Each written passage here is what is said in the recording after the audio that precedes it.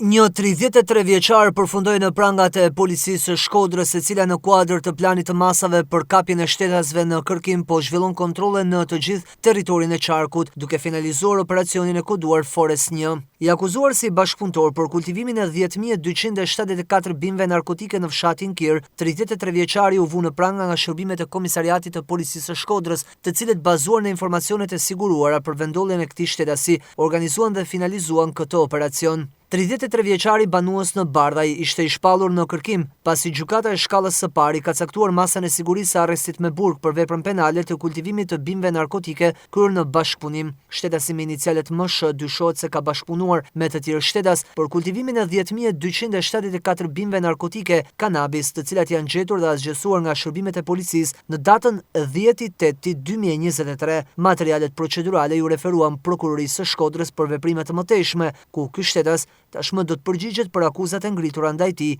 ndërsa gjendet në masën e arrestit me burg.